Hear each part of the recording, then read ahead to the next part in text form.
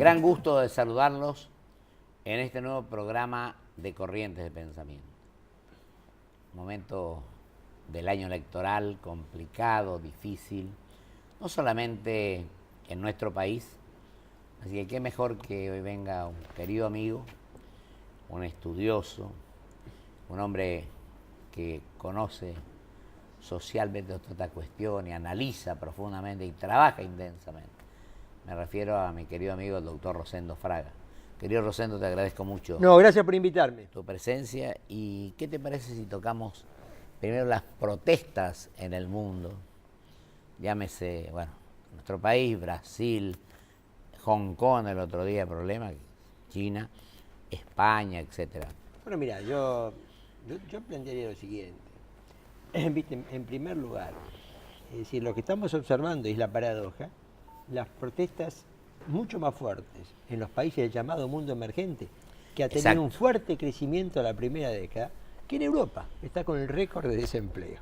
Exacto. Europa está con la Unión Europea, récord histórico de desempleo y Inflación. Y el nivel de protesta es sensiblemente inferior al mundo emergente, que vino una década de fuerte crecimiento. Así es. Acá yo creo que hay varios factores. ¿Por qué es esto? Primero, hay algo, viste, de teoría sociológica, política, te dice, mira, cuando se produce un cambio económico, genera transformaciones sociales. Así es. Y las transformaciones sociales producen consecuencias económicas. Cuando hay gran cambio económico, cambia la estructura social y esto a su vez genera consecuencias políticas. Y esto, ¿no es cierto?, está detrás de todo esto, ¿no? Uno puede decir, mira, los países de América emergente han reducido la pobreza, han aumentado las clases medias y esas clases medias traen nuevas demandas, diferentes a las que anteriores. Pidiendo soluciones para ayer y no para hoy. Segundo, yo diría otro punto, ¿no? Hay un fenómeno global que tiene que ser más estudiado y es que la tasa de desempleo juvenil duplica el promedio. Ahora te pregunto una cosa ahí, Sí. te disculpa la interrupción. En Argentina tenemos 1.400.000 jóvenes que no estudian ni trabajan. Está bien. ¿Ese es el número? Sí, más o menos, sí, un 20% de la franja juvenil entre 18 y 25.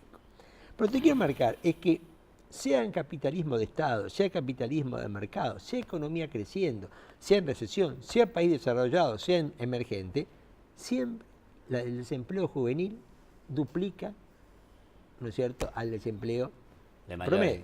Toma Europa, vos tenés Alemania en un extremo como 5% de desempleo, Y ese es el España mejor. en el otro con 27%. Pero sin embargo 27, en Alemania, 28 España. en Alemania es 12% y en España es 50%. El desempleo juvenil Claro. siempre duplica. Este es el punto. Y esto también lo estamos viendo en esta protesta porque el segmento joven juega un papel muy importante. Y en tercer lugar, el papel de las redes sociales. Son un medio nuevo, ¿no es cierto?, en la acción política. Acá lo vimos Entonces, vos en tenés- varias oportunidades. Esto te puede dar como un modelo general. Ahora, cada país es una realidad distinta y este modelo general se combina con cuestiones particulares. Yo creo que la protesta quizás más significativa para comentar sea la de Hong Kong. Es lo que yo decía al Hong comienzo. Kong, donde el día de ayer tuviste más de 100.000 personas. Un centro financiero Pero más de 100.000 mundial. personas en las calles, con un lema. Una persona, un sufragio. Efectivamente. Una persona, un sufragio. Es decir, es el reclamo del voto popular. Y esto, está bien, Hong Kong son 7 millones de personas, Claro. pero China son 1.300.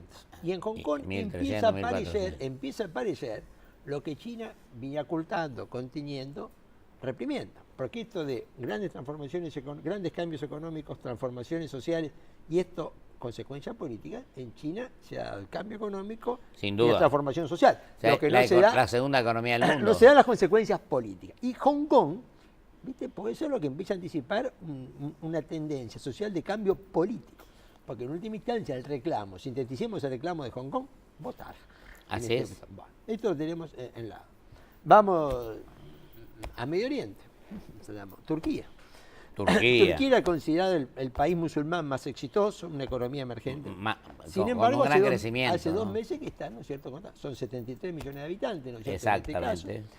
Las protestas contra el primer ministro Erdogan han comenzado y acá se te mezcla la insatisfacción de las clases medias con otros problemas, en el caso particular de Turquía, que yo creo que es el sentimiento laicista contra la islamización que está avanzando en el país, impulsada por el primer ministro Erdogan. Vamos al norte, al norte de África, Egipto, 80 millones de habitantes. Fíjate que... Con una gran desigualdad social. Claro, Yo cuando pero estuve... Egipto, la verdad es que ya en febrero del El 2011... Cairo a mí me sorprendió en esa forma hace unos cuantos O sea, la años. caída de Mubarak fue como el hecho más conmocionante de la llamada primavera árabe. Claro. Que fue en realidad lo que pasó en el norte de África, en el Magreb, Túnez, Marruecos, ¿no es cierto? Así es. Egipto, Libia. Fue como un estallido que después, ¿no es cierto?, se propagó. Ahora, Morsi, el presidente de la Hermandad Musulmana, hace un año que está en el poder, ganó las elecciones hace un poco más de un año y hoy se encuentra en una situación totalmente crítica.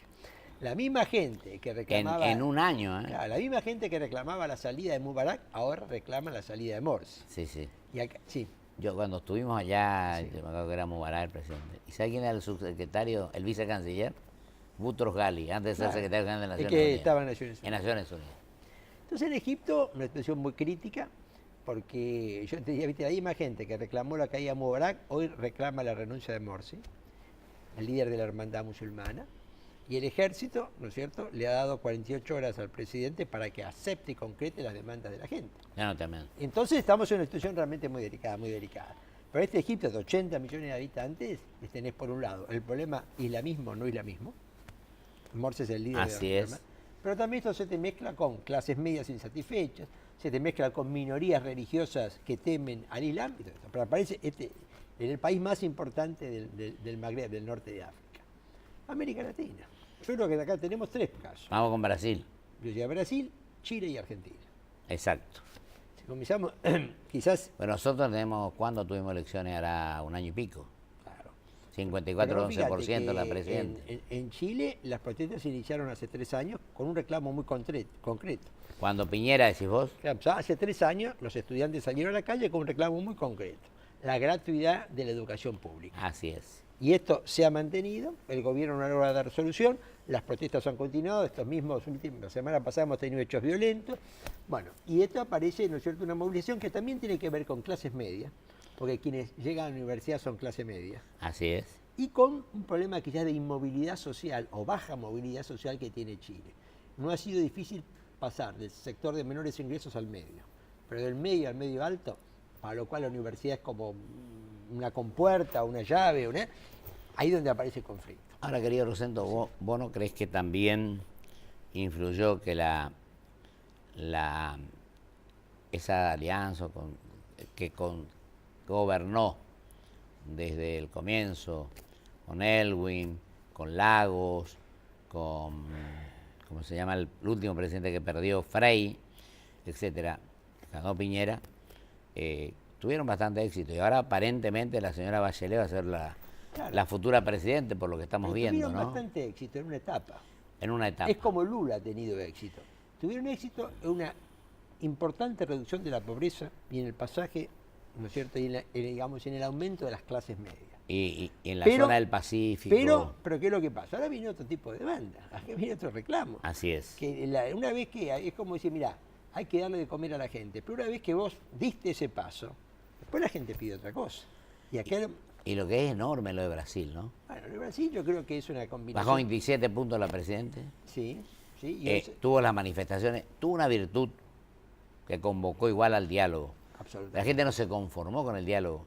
La gente quería soluciones, no para mañana. Ella se comprometió a un mediano plazo a darle soluciones. Pero la gente pidió que fuera Bueno, pero el vos día fijate. anterior, diríamos. Y Lula incluso, de haberla proclamado para el nuevo periodo, la superó ahora en las encuestas, lo cual no quiere decir que la presidente, yo creo que una mujer sumamente capaz, una gran formación, no vuelva a recuperar el terreno Claro, perdido. lo que pasa es que ahí es decir, Lula, sus 8 años de gobierno, terminó con un logro muy importante. Sobre Saqué todo, 40 millones de personas de la pobreza que ahora están en la clase Exacto. media. Ahora, una vez que ya vos la lo- había empezado Fernando Enrique ahora, Cardoso. una ¿no? vez que vos lográs esto, la demanda cambia. Claro, Es decir, el plan se llamaba Bolsa Familia, se así llama. es, De Brasil, que decía Lula, para que ningún brasileño se vaya a dormir sin haber comido 3 veces por día. así es. Pues está bien, acá ha habido una transformación y un éxito, pero esto después genera otro reclamo. Te pide el transporte, la corrupción, la inseguridad. El gasto innecesario, pero hay una palabrita que es la que me parece que está influyendo en mucho de esto, que es la palabra corrupción. Aunque la presidenta Dilma sacó 9 ministros, creo, y el organizador del Mundial, todo esto repercute en la gente y la sociedad comienza a reaccionar. Yo creo que está madurando en eso la sociedad en general. Yo te diría que en el caso de Brasil la corrupción es un tema, el desencadenante es el aumento de la tarifa de No transporte. solamente en Brasil, de transporte, el gasto Transporte. en el Mundial de Fútbol. ¿No es cierto? Yo soy futbolero a muerte. Por eso, está claro. viste, primero, hay siempre hay que definir desencadenantes y causas, Claro. convergentes. Pero en Brasil yo creo que hay que mirar, bueno, la elección presidencial de Brasil, la chilena es en noviembre de este año. Sí, La brasileña. El 17 de noviembre. Y la brasileña el 1 de noviembre del año que viene, del 2000, ¿no es cierto?, del 2014.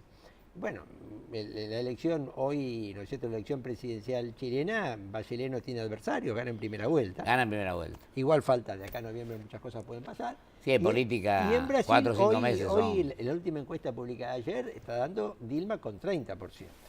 Claro, y tenía 57. Bueno, por eso digo, entonces el panorama político en Brasil ha cambiado. Hoy no es que el PT va a perder, es que el PT puede llegar a perder cuando no lo podía perder. La Argentina, porque vos fíjate que la Argentina ha tenido este contexto. Primero, Sí. disculpame que te No te agregue olvides. algo a mi criterio de Brasil. Brasil pasó a ser la quinta economía del mundo, o sexta, si querés. Brasil está en la ASEAN con los países asiáticos, está con Rusia, En el grupo BRIC. en el grupo BRIC con Rusia, con Sudáfrica, con China. Bueno, está en el mundo, en un lugar que nosotros ocupamos antes, pero viene este problema y creo que la corrupción ha influido, pero también a veces creo que la dirigencia política, me incluyo yo, a veces los políticos no estamos a tono con lo que la gente pretende. No tenemos la percepción de lo que la gente quiere. Bueno, mirá, lo que y a veces pasa nos es que- atrasamos y nos respondemos Está bien. y a veces los compromisos que asumimos no los cumplimos. Tal vez lo que pasa es que todo esto llega a otro punto que es discutir o rediscutir la representación política. Yo Este estoy de sistema acuerdo. Representación política define el siglo XVIII. Revolución en Estados Unidos, Revolución Francesa. Bueno, te iba a preguntar eso, Estados Unidos también tuvo sus problemas, ¿te acordás? Está bien. Con el momento de la desfinanciación, el Sí, tema. pero vos fíjate que, la paradoja, las protestas son mucho más fuertes en el mundo emergente que en el mundo desarrollado. Totalmente. Mucho más fuerte, donde la economía Sí. creció más. Claro, teníamos los principales países complicados, eran España y Grecia, por ejemplo. Pero sin embargo vos, y lo que tenemos que incorporar, el país donde las protestas cuantitativamente reunido más gente es la Argentina. Así es. Argentina cuenta entre 1 millón y 2 millones de personas. No llega tanto en Egipto, ni en Turquía, ni en Brasil. Ni en Brasil. Aunque las poblaciones son mucho más grandes que la Argentina. Con una caracterización, que en las protestas de la Argentina no hubo un solo hecho de violencia. En el resto de los países, Ahí actuaron exclusivamente prácticamente las redes sociales. las redes sociales. Ni fueron trasladadas, ni fueron presionadas. La gente Ahora, salió espontáneamente. ¿Dónde aparece el tema de la política que vos señalás? Sí. Mira, yo te digo lo siguiente, estas movilizaciones del convocar a las redes sociales el 13 de septiembre, 8N, 18A, han tenido, yo te diría, muchas más consecuencias políticas de lo que la gente cree, y esto en alguna medida plantea lo que vos señalás, un poco la crisis y la dificultad de la política. En mi opinión, sin el 13S, sin el 13 de septiembre, probablemente hoy estaríamos discutiendo la reforma de la Constitución. Bueno, Dios quiera que Porque vos fíjate sería nefasto. que el 13S precipitó que el 31 de octubre, las 28 Sí. senadores opositores firmaron el compromiso de ponerse la reforma, y el 6 de noviembre 107 diputados firmaron el compromiso de ponerse la 107 y reforma. los senadores también antes. Por eso digo, 28 senadores el 28 31 de senadores y octubre, 107 diputados. 107 diputados el 6 de noviembre. Esto le bloqueó al gobierno la posibilidad de negociar con este Congreso. Quieren llevarlo al otro. ¿No es cierto? Ahora, pero le bloqueó con este Congreso, Sí, sí, sí. que era la intención inicial del gobierno. Donde prácticamente hasta se dejó de hablar un tiempo de este tema. 8 de noviembre, tuviste otra gran protesta, mayor que la anterior, que para mí le dio el respaldo a la justicia para decirle que no al gobierno en ley de medios. El fracaso en la del ley de 7D, medios. mi opinión, en cambio tuvo que ver el 8N. Y en el fallo de la Corte contra la reforma judicial, o concretamente con la reforma del Consejo de la Magistratura, Lo que se llamó la democratización de la el justicia. 18 de abril, esa que superó el 1.000.000 de personas, para mí tuvo mucho que ver en darle un respaldo social, político, a la decisión de la Corte. Entonces, en alguna medida, las 3 marchas o protestas de la Argentina le frustraron al gobierno 3 proyectos tremendamente importantes. Así es. Negociar una reforma de la Constitución, imponer su interpretación de la ley de medios y reformar la justicia. Es que, querido Rosendo, así como el oficialismo no funciona, tenemos que asumir los de la oposición que tampoco. Estamos peleando quién ocupa un pedacito más de poder que el otro. Esto lo digo siempre. Pero aparte de todo eso, tenemos que reconocer este año, que hacen 30 años de reinstalación de la democracia, que los partidos, a pesar del rango constitucional que tuvieron en el 94, con el artículo 38, en lugar de practicar democracia interna, etcétera, apelamos a cualquier recurso para obtener una función. Pero, ¿sabe lo que pasa? Y yo digo que los partidos están con muchos problemas internos, la mayoría de los partidos, incluyo al mío, los políticos a veces quedamos detrás de los acontecimientos en lugar de estar estamos a la saga en lugar de adelantarnos, y creo que no tenemos proyecto de país, no hay diálogo. Yo el otro día leía un artículo magnífico firmado en La Nación de Graciela Fernández de Mejía con Lois, diametralmente opuesto, lo que demuestra el enorme papel que juega el diálogo, que no lo practicamos nosotros. Yo iría más allá. Creo que la Argentina se ha quedado sin sistema de partidos. Sin sistema de partido, yo comparto eso. Se ha quedado sin sistema de partido. La Argentina, bien o mal, tenía un bipartidismo atenuado o imperfecto. Claro. Conservadores y radicales, radicales y peronistas. Exacto. El siglo XX se estructuró con 12. Esto desaparece con la crisis 2001-2002. La crisis 2001-2002... Cuando nos pidieron que nos vayamos todos. Viste que estamos claros, que la vemos tan clara como el peor momento económico y social. Todavía no hemos asumido que ha sido la crisis del sistema de partido de la Argentina. Así es. De ahí en más, vos tuviste 3 elecciones presidenciales, que el peronismo se dividió a las 3 en 3 candidatos. Se dividía entre una interna peronista. El radicalismo dejó de ser eje en estas 3. Y hoy vos ves la provincia de Buenos Aires y estamos prácticamente con lo mismo. Así es. ¿Viste? Bueno, entonces, el problema es, al quedarse en la Argentina sin sistema de partido, el significado, la intención de las primarias obligatorias desaparece. No tenés cómo materializar eso. ¿Viste? Ya nadie pelea por la primaria, salvo excepciones, de su partido. Competí ya. Creo que no es un mal sistema, lo que pasa es que él vale todo ahí, me parece. Bueno, lo que pasa es que no es un mal sistema si tenés sistema de partido. Y bueno, lo que te estoy diciendo. Al no tener sistema de partido, totalmente, se te transforma en una suerte de preelección. Nos prendemos a cualquier alianza para tratar de estar. O se transforma en una preelección y estás mirando la primaria para ver cuánto esto te anticipa o no te anticipa la elección. Totalmente. Entonces, este me parece que es el punto, ¿no? Entonces, reconstruir el sistema de partidos sería un tema absolutamente fundamental. Mirá, son los instrumentos de una democracia, creo que no fundamental. Pero vos fíjate. Imprescindible, de una enorme trascendencia. El peronismo, la última vez que eligió el candidato a presidente con una... La única elección interna 88. Que hubo para mí, del 83 ahora, para elegir fórmula, fue la lucha interna Menem Cafiero. Duhalde y Cafiero de las otras. Por eso, esa fue la única gran interna que se llevó a cabo. A veces reclamamos democracia externa y no la aplicamos internamente. Absolutamente. Entonces, viste, la falta de un sistema de partidos tiene muchísimo que ver con este no funcionamiento de la política que tenemos. Y las instituciones en general están devaluadas también. Está bien. El sistema, en lo que vos hablaste de la democracia, de la justicia, todo eso, creo que el que más sufrió es el sistema republicano. Está bien, pero también hay que ver que también es bastante global el cuestionamiento de la política. Y bastante global el desprestigio institucional, ¿no es cierto? Sí, sí, sí. Estás en un momento donde hay transformaciones en el mundo que también son enormes desafíos para la política. Porque yo diría, cuando empezaba a decir, del siglo XVIII, cuando surge este sistema de representación, claro, ¿viste? Es decir, el ciudadano veía a su jefe de Estado, su jefe de gobierno, nunca lo veía. No lo veía. A su autoridad regional o local, tampoco. Veía a su autoridad, digamos, lo que vendría a ser la autoridad municipal. Entonces la representación tenía un sentido muy concreto. Hoy en día, cualquier ciudadano ve muchas más veces al presidente, al jefe del Estado, que al intendente o al gobernador. Porque la televisión te ha transformado todo esto. Exacto. Y esto ha dejado a muchos niveles de representación política mucho más débiles que los que estaban antes. Y además tienes la velocidad, que vos decías, entre las redes sociales, las encuestas. Todo esto se te ha generado una velocidad donde las cosas se manifiestan, la gente no espera la elección. Hay como una demanda constante. Total. Y yo digo que todo esto en Brasil ocurrió porque Dilma para mí una presidenta que se manejó con gran capacidad.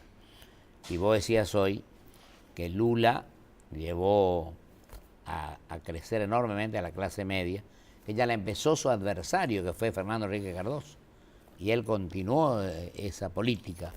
Yo creo que eso también nos hace falta a nosotros. Ellos la tienen, pueden haber perjudicado ahora, pero la gente, yo diría, sintetizaría así. La agenda de la gente no es igual a la agenda de los políticos. Bueno, ¿Vos qué opinás de eso? No, yo creo que primero, ¿viste? No hay sistema de partidos y muchas veces Balbín hablaba del microclima hace 40 años. Exacto. Es decir, el político se ensimisma, ¿no es cierto? Y a veces piensa de lo que para él es importante para la gente, y las agendas no coinciden. El político muchas veces está más interesado en la lucha interna, ¿no es cierto? A ver, cómo es legislador, o es presidente, o es diputado, o es concejal, que en satisfacer o interpretar lo que la gente está preguntando. Claro, exactamente. Nos queda un minuto, Rosendo. ¿Hay alguna medición? ¿Me podés dar alguna? Mira, yo creo que más que una medición, lo que hay que tomar es la elección de Misiones como una referencia. Bajó 35% el oficialismo, pero ganó por 17 puntos. ¿Y en el orden nacional qué calculás? Mira, el gobierno cayó en Misiones 70, el oficialismo. De 70 a 35, pero igual ganó por 17 puntos. Ganó por 17 puntos. Bueno, en alguna medida esto es lo que para mí tenemos por delante. Es decir, la oposición es como que no aprendió la elección del 2011. Más que el 2011, yo creo que el 2009 ya fue una mala elección. El 2009, cuando le gana de Narváez. Pero el 2009 la oposición fue con dos ejes muy claros. Sí. El acuerdo cívico y social, eran radicales, socialistas, EGN y coalición cívica, y de otro lado un acuerdo entre el PRO y el peronismo disidente. Y fue una elección que la oposición la ganó. Ahora, la del 2011 vos tuviste un fraccionamiento total. Así es. Alfonsín, Duhalde, Wiener, Rodríguez Sá, Carrió. Bueno, en realidad el cuadro de opositor se parece mucho más al 2011 que al 2009. ¿Qué es lo que pasa? Posiblemente el gobierno va a tener una disminución de su voto importante, pero la atomización de la oposición va a hacer que quede bastante por encima del segundo que le siga. Y esto es un efecto en política. De cualquier manera, la provincia de Buenos Aires es el 40% de los votos efectivos, y lo que va a volcar el efecto del resultado va a ser nuevamente la provincia de Buenos Aires. Ganar o perder por un voto la provincia de Buenos Aires es como que te va a volcar o generar el efecto del resultado de la elección. ¿Y sabe por qué eso? Porque la Constitución del 94 a la cual yo me opuse eliminó un sistema que algunos dicen que es arcaico, vetusto, etcétera, pero que lo tiene la primera potencia del mundo, que es Estados Unidos, haber eliminado el colegio electoral. Igualdad de oportunidades para las distintas. La mía no existe, las otras provincias chicas tampoco. Mira, 3 estados grandes deciden la suerte del país. Yo, como te digo, el municipio más grande de la provincia de Buenos Aires, que La Matanza, equivale en votos efectivos a Tierra del Fuego, Santa Cruz, La Pampa, es la quinta provincia argentina en Catamarca y La Rioja sumadas. Sí, sí. Las 6 provincias más chicas equivalen a la Matanza. Pero tenemos que luchar igual, Rosendo. Te agradezco mucho tu presencia. Sé que tenías un compromiso, pero que lo dejaste para venir. Por supuesto. Así que te mando un fuerte abrazo, te deseo mucha suerte. Y seguimos hablando fuera de cámara incluso, porque es importante el diálogo. De acuerdo. Muy amable. Vamos a un corte y vuelvo con mis conclusiones.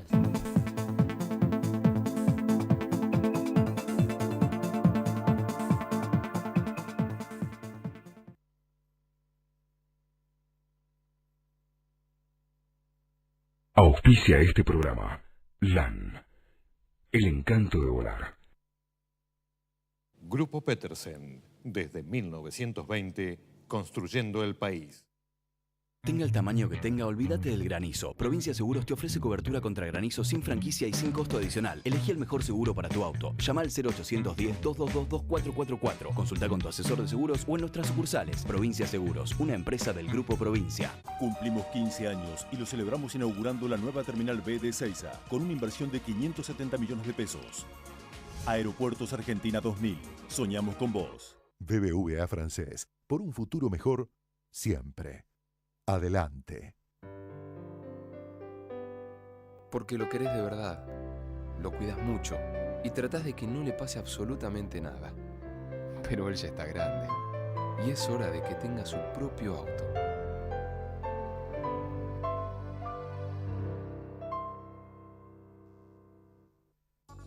Créditos Pymes.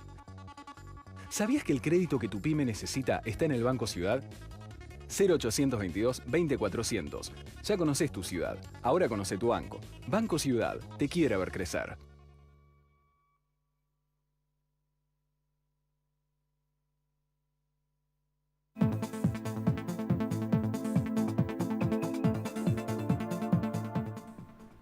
magnífico el análisis de mi amigo Rosendo Fraga.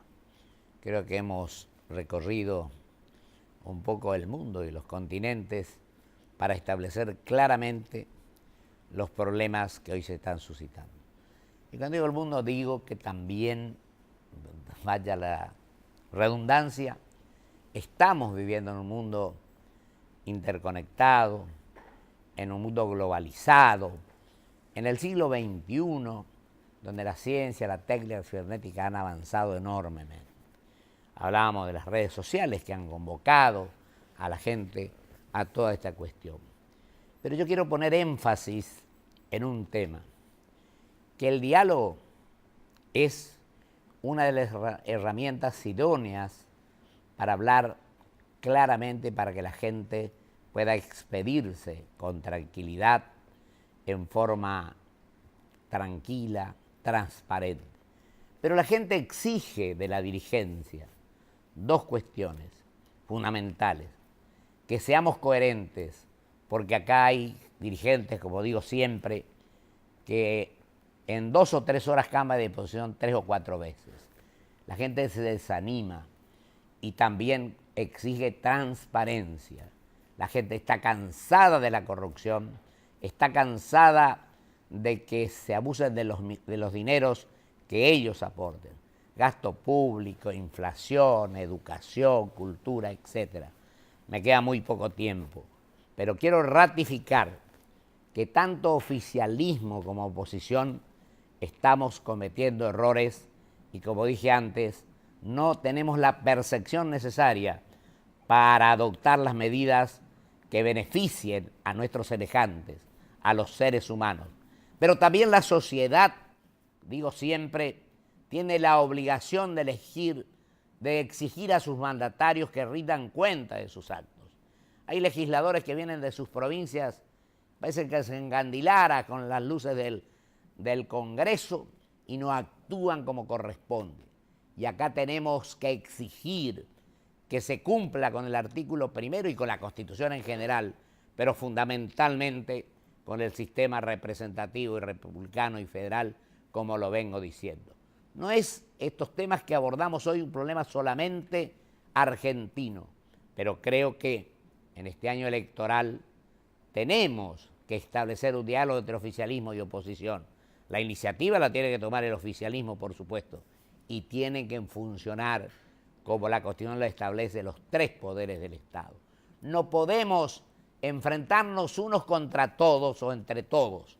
Tenemos que buscar, como dijo el Santo Padre, actuar en política pero haciendo el bien común. Y tenemos también la obligación, y este es un ejemplo cuando hablé de corrupción y omití decirlo, de lo que ha hecho en esta revolución pacífica en 90 días el Santo Padre. La última muestra la ha hecho ayer o anteayer con el tema del Banco Vaticano. Esta es nuestra obligación, este es nuestro compromiso.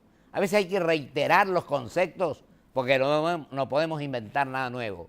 Nuestra obligación es trabajar con voluntad, con esfuerzo, con espíritu constructivo, con diálogo fecundo, no para nosotros, sino para las generaciones por venir. Dios así lo quiera.